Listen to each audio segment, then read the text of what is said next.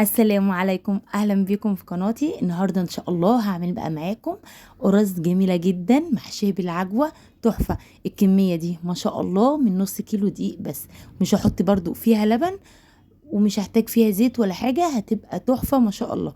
بصوا هشه جدا، قلبها كده طري، وان شاء الله هقولك على ازاي التسويه برضو تيجي معاكي جميله كده، وازاي تحافظي على طراوتها كده وتبقى ناعمه معاكي، وازاي برضو لما تيجي تحطي العجوه تبقى في كل مكان كده من القرصه. ان شاء الله تابعيني ان شاء الله هيعجبك الفيديو وهتستفادي منه. معايا اول حاجه نص كيلو من الدقيق، مع معلقه صغيره من الملح، مع معلقه كبيره من السمسم. السمسم اختياري، يعني هو لو مش متاح عندك خلاص ممكن ما تحطيش السمسم. مع كوبايه الا ربع من الزبده. الزبده يكون دافيه اللي هي سايحه بس. عايزه بقى ابس بيها الدقيق، يعني تدعكيها كده، تغلفي كل نقطه من الدقيق كده بحبه السمنه دول، هتبقى تحفه جدا. هتيجي تاكليها كده اكني بتاكليها، طعمها جميل قوي. هلم بقى الدقيق كده واحاول اداريه في قلب الكوبايه الا ربع من السمنه دي. لو انت مش عايزاها تبقى بكوبايه الا ربع، ممكن ان انت تستكفي بنص كوبايه من السمنه على ربع كوبايه من الزيت، يعني اختياري.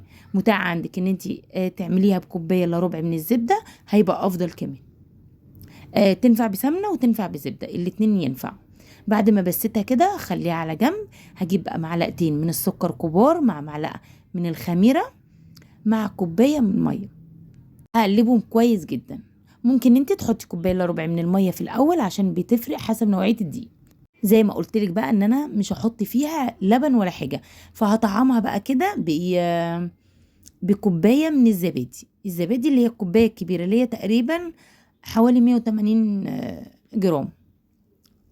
هقلبها بقى مع المكونات دي، مع الخميره ومع الميه ومع السكر، هقلبهم كويس جدا. وهبدأ بقى ان انا احطهم على الدقيق بتاعي. هنزل بقى الخليط كله كده، وابدأ بقى ان انا ادعكه فيها. زي ما قلت لك انا هستخدم كوبايه من الميه، انتي تقدري ان انت تحطي في الاول كوبايه الا ربع من الميه، وتشوفي الدقيق بتاعك هيحتاج هتحطي، مش هيحتاج خلاص. هقلبها بقى بالمعلقه كده، انتي هتحسيها ان هي لزجه كده وطريه. لا ما تخافيش، الميه هتشدها. بخلي مع جنبيه كده كوبايه من الميه في طرق العجن بتاعتي. مش شرط ان انا هحتاج، بس انا بخليها معايا، احتاجت بحط، ما احتاجتش خلاص.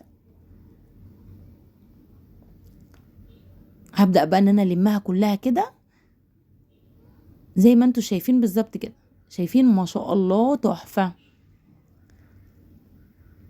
برضو هختبرها كده، هعمل كورة كده. اهم حاجة الاختبار ان هي تبقى ناعمة، ما تبقاش مشققة من الحروف. بمجرد ان انت تلاقيتيها ناعمة كده خلاص هتبقى جاهزة معاكي. العجينة بتاعت القرص ما بتحتاجش ان هي تتعجن كتير قوي، يعني مجرد ان انت لميتيها، لميتي الزبادي اللي انا حطيتها والميه والعجينه بقت طريه معاكي خلاص. هنسيبها بقى حوالي 10 دقايق مش اكتر، يعني 5 دقايق كمان، يعني عقبال بس ما تعملي الحشوه بتاعتك. انا معايا ربع كيلو من العجوه، تقدري ان انت تجيبيها من اي محل بتاع مستلزمات الحلويات. هنحط بقى فيها كده، هي علشان احنا في صيف هتلاقيها سايحه معاكي، يعني رطبه كده. والافضل لو انت حطاها في التلاجة طبعا تخرجيها قبلها مثلا بساعتين، او تخرجيها بالليل عشان تبقى سهله معاكي، ما تتعبكيش. هنحط بقى فيها معلقه من الزبده كده، معلقه من الزبده او معلقه من الزيت. الزبده افضل عشان ما تحتاريش، لو عندك متاح الزبده والزيت لا الزبده افضل، ما عندكش زبده حطي زيت عادي. هتدعكيها بيها كده وتكوريها كور صغيره، ما تكونش كور كبيره، عشان يبقى حجمها مناسب على القرص. بعد ما عملت العجوه هبدا بقى ان انا اشكل العجينه بتاعتي، اللي هو النص كيلو دقيق اللي انا عملته. هيجي لي كميه حلوه من القرص، تقدر ان انت تخليها قرص صغيره او قرص كبيره، بس الافضل خليها قرص صغيره، هتديكي كميه اكبر، يعني كميه هتبقى حلوه. بدل ما تبقي عامله نص كيلو واخده كام قرصه بساط، لا هتاخدي كميه قرص حلوه. اعمليها وسط كده. انا ما عملتهاش برضو صغيره قوي، يعني لو كنت عملتها اصغر من كده كانت هتديني ضعف كده. انا عاملاها وسط علشان حشوه العجوه برضو فيها تبقى ممتازه. بعد ما عملتها كورتها بالطريقه اللي انتوا شفتوها، هغطيها. اهم حاجه الغطا علشان وشها ما ينشفش معاكي. ادام انت مش مغطيه الوش مثلا بزبده او حاجه، يبقى لازم تغطيه على طول بورق زي باكياس زي ما انت شايف. بعد بقى ما خمرت حوالي 10 دقايق كده، بجيبها بقى وزي ما انتوا شايفين كده، بجيب العجوه بفردها، واجيب القرصه بتاعتي بفردها. لو انا هعملها من غير عجوه ولا حاجه، بفردها كده واحطها في الصاج. هتعمليها بالعجوه زي ما انت شايفه، بعملها بالطريقه اللي انتوا شايفينها بالظبط. انا اول قرصه عملتها انا ما نسيتش احط فيها العجوه ولا حاجه، لا، بس انا خليتها ساده يعني، برضو عشان لو انتوا عايزين تبقى ساده نفس الطريقه، بس مش هتحطي فيها عجوه، هتفرديها بس. عايزاها بقى بحشوه، بتعمليها بالطريقه اللي انت شايفاها دي.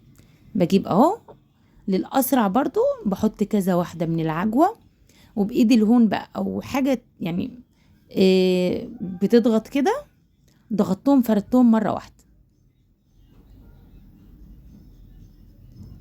بيبقى اسرع. يعني لما تعملي 4 مع بعض وتركنيهم على جنب، هيبقى اسرع ان انت بقى تفردي القرصه وتروحي حاطه فيها شريحه العجوه دي، بس هتاخديها يعني وتروحي حاطاها في قلب ايه القرصه، هتبقى سهله عليكي واسرع طبعا. بجد خطيره، اتمنى ان انتوا تجربوها. زي ما قلت لكم مش شرط لبن ولا حاجه، لا، ده بعلبه زبادي هتعملي كميه حلوه. اهم حاجه تقفلي من تحت عليها كويس، علشان العجوه ما تسحش وتخرج منها او تتحرق وتطلع ريحه مش كويسه. فانت تلميها كده من تحت كويس، وبرضو ايد بتفرد وايد بتدور، يعني تدوري القرصايه بتاعتك علشان يبقى شكلها حلو. هنا بفردها اكبر علشان انا بلمها، شايفين؟ بلمها تاني، يعني تفرديها وبعد كده تحطي فيها الحشوه وتلميها وتضغطي عليها. تضغطي عليها من تحت اكتر ما تضغطي عليها من فوق، عشان من تحت فيها عجين كتير. يعني بقولك على كل خطوة لو اتبعتيها بجد من اول مرة القرص هتبقى معاكي ممتازة.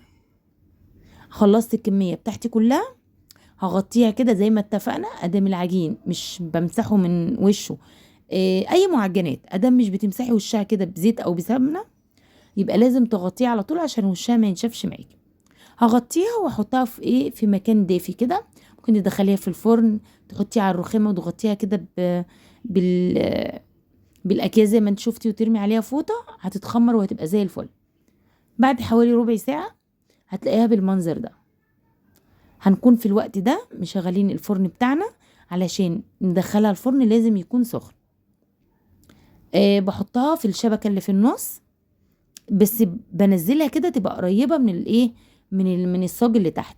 وطبعا بديها خرمين بالشوكه، لازم الخرمين بالشوكه دول علشان ما تعلاش كده وتنتفخ وتبقى مش حلوه. التغريزه اللي هي بالشوكه دي بتفرق معاها. شايفين؟ ما شاء الله، تحفه تحفه تحفه. عايزاها تبقى طريه كده برضو، اول ما تطلع تروحي رمي عليها فوطه كده لمده 5 دقايق 10 دقايق، هتبقى زي الفل معاكي ما شاء الله، تحفه. عايزه بقى كميه كبيره، تقدري ان انت تحطيها في اكياس وتحتفظي بيها في الفريزر. قبل الاستخدام بس ب10 دقايق تطلعيها، هتبقى زي السكر معاكي، هتبقى اكني لسه عاملاها دلوقتي حالا. بجد خطيره، اتمنى ان انتوا تعملوها، هتوفر عليكم كتير قوي. مع السلامه.